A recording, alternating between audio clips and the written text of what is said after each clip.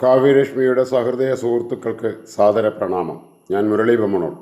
കാവ്യരശ്മിയിലേക്ക് സ്വാഗതം. യുഗശില്പിയായ ശ്രീകൃഷ്ണൻ ഭാഗം 1. വിചിത്രങ്ങളായ ഭാവവൈവിധ്യങ്ങളാൽ അനന്തവിസ്തൃതമായതും ഓരോ ഭാവവും സ്വയം പൂർണ്ണതയുള്ളതും ദാർശനിക ശക്തിക്ക് അപ്പുറത്തുമുള്ളതുമായ മഹാഭാരതമെന്ന ഇതിഹാസ നദിയുടെ മേൽപ്പരപ്പിലൂടെ ഒരു യാത്ര നടത്തിയപ്പോൾ മനസ്സിലുയർന്ന ചില ചോദ്യങ്ങളും അതിന് സ്വയമേവയും വായിച്ചെറിഞ്ഞവയുമായ ഉത്തരങ്ങളുമായി തയ്യാറാക്കിയ മനന ചിന്തകളാണ് ഈ പരമ്പരയിലൂടെ അവതരിപ്പിക്കുന്നത്. ഇതിഹാസ പുരാണാദി കഥകളിലൂടെ നാം കേട്ടറിഞ്ഞ ശ്രീകൃഷ്ണൻ എന്ന യുഗശില്പിയെക്കുറിച്ചറിയാൻ അന്വേഷിച്ചിറങ്ങിയാൽ ആദ്യം നാം കണ്ടെത്തുന്നത് ഭാരതം എന്ന ദ്വൈപായന രചനയിലെ കൃഷ്ണനെയാണ്. ഭാഗവത പുരാണത്തിനും മുന്നേ വ്യാസൻ രചിച്ചത് ഭാരതമാണെന്ന നിഗമനമാണ് അതിന് കാരണം. മഹാഭാരതമെന്ന കൃതി ഭാരതമെന്ന ഉപഭൂഖണ്ഡത്തെ ഏകീഭവിപ്പിച്ചു നിർത്തുന്ന സാംസ്കാരിക നിർജ്ജരിയാണ്. ഗംഗ ഉത്തരഭാരത പ്രാന്തങ്ങളെ മാത്രമേ തഴുകിയുള്ളൂ. എന്നാൽ ഭാരതഗംഗ ആസേതു ഹിമാചലം സാംസ്കാരിക സേചനം ചെയ്ത പുണ്യപ്രവാഹിനിയാണ്.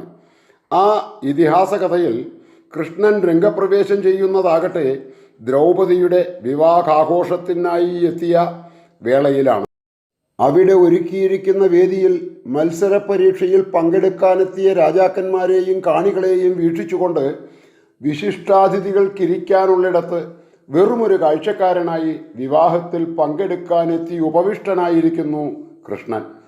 ഈ രംഗത്തിലാണ് കൃഷ്ണൻ ഭാരതകഥയിൽ അഥവാ വ്യാസരചനകളിൽ തന്നെ ആദ്യമായി അരങ്ങത്തെത്തുന്നത്. അവിടെ ഇരുന്നു കൊണ്ട് വിവാഹത്തിൽ പങ്കെടുക്കാനെത്തിയ ഏവരെയും നിരീക്ഷിക്കുന്നു. നാനാദേശങ്ങളിൽ നിന്നെത്തിയ രാജാക്കന്മാരും യുവരാജാക്കന്മാരുമായി അനവധി പേർ അവിടെ സന്നിഹിതരായിട്ടുണ്ട്. പാഞ്ചാല രാജാവിനാൽ ക്ഷണിക്കപ്പെട്ട തദ്ദേശീയരായ പൗരപ്രമുഖന്മാരും വിശിഷ്ടാതിഥികളും ബ്രാഹ്മണരെയും ഒക്കെ പ്രത്യേകം ഒരുക്കിയിരിക്കുന്ന ഇരിപ്പിടങ്ങളിലേക്ക് അവർക്ക് യോജിച്ച തരത്തിൽ പ്രൗഢിയോടെ ആനയിച്ചിരുത്താൻ ദ്രുപദൻ പ്രത്യേകം വ്യവസ്ഥകൾ ഉണ്ടാക്കിയിരുന്നു. ഇതിനിടയിൽ ബ്രാഹ്മണരുടെ ഇടയിൽ ആസനസ്ഥരായിരിക്കുന്ന വേഷപ്രച്ഛന്നരായ കൗന്ദേയരെ ചാരം മൂടിയ തീക്കനൽ കണ്ടറിയും പോലെ കൃഷ്ണൻ കാണുകയും ജ്യേഷ്ഠൻ ബലരാമന് കാണിച്ചു കൊടുക്കുകയും ചെയ്യുന്നതാണ് ആദ്യ സന്ദർഭം. കർണകൗരവാദികളാവട്ടെ രാജാക്കന്മാർക്ക് ഇരിക്കാൻ ഒരുക്കിയ സ്ഥലങ്ങളിൽ സന്നിഹിതരായിരിക്കുന്നതും ശിശുപാല ജരാസന്ധ പ്രഭൃതികളെയും കൃഷ്ണൻ ദൂരെ ഇരുന്ന് വീക്ഷിക്കുന്നുണ്ട്.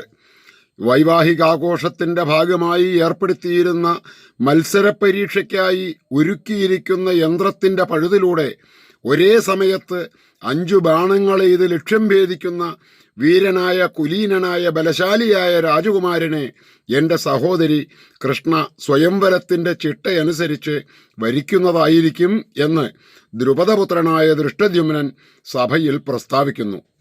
തുടർന്ന് ലക്ഷ്യവേദ പരീക്ഷയിൽ ശിശുപാലനും ജരാസന്ധനും ശല്യരും ദുര്യോധനൻ തുടങ്ങിയ രാജാക്കന്മാർ പലരും വില്ലെടുക്കാൻ ശ്രമിച്ച് അതാവാതെ വന്ന് പിന്മാറിയതിന് ശേഷമാണ് കർണൻ രംഗപ്രവേശം ചെയ്യുന്നത്. അപ്പോൾ ദ്രൗപദി പറയുന്നു, സൂതപുത്ര വരിക്കില്ല നിന്നെ ഞാൻ എന്ന്.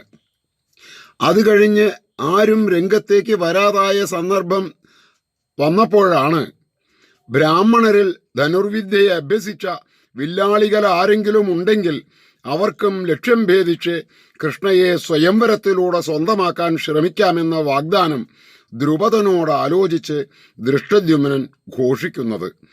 ആ അവസരത്തിലാണ് വേഷപ്രച്ഛന്നനായി അവിടെ എത്തിയിരിക്കുന്ന അർജുനൻ രംഗപ്രവേശം ചെയ്യുന്നതും ലക്ഷ്യം ഭേദിക്കുന്നതും. വ്യാസമഹർഷി മഹാഭാരതത്തിലും പിന്നീട് ഭാഗവത പുരാണത്തിലും സന്ദർഭോചിതമായി കൃഷ്ണന് നൽകിയിട്ടുള്ള നാമങ്ങൾ അനവധിയാണ്. അതിൽ ചിലതെടുത്ത് ജപിക്കാൻ ഞാനൊരു ശ്രമം നടത്തുകയാണിവിടെ. കൃഷ്ണമാധവ ഗോവിന്ദ ഗോപാല മധുസൂദന രാധാരാമ മദൻ മോഹൻ മുരാരി മധുസൂദന ദാമോദരോ വാസുദേവ വാഷ്ണേയ മുരളീധര ഹരി നാരായണ അച്യുത പാർത്ഥസാരഥി കേശവ ദ്വാരകാധീശ വാർഷ്ണേയ ഹൃഷീകേശോ ജനാർദ്ദന ഭാമാപതേ ഗിരിധര രുക്മിണീപതി കൻഹശ്യാം ഗോവർദ്ധനധാരീ ഗോപാ യശോദാനന്ദനന്ദന ജഗന്മോഹൻ ജഗദ്ബന്ധു കണ്ണൻ കുന്ദമുകുന്ദതേ നമസ്കരിപ്പൂ കൃഷ്ണാതേ ദേവദേവ മഹാപ്രഭോ. നാരദാദി ഋഷീന്ദ്രന്മാർ വന്ദിക്കുന്ന മഹാമതേ.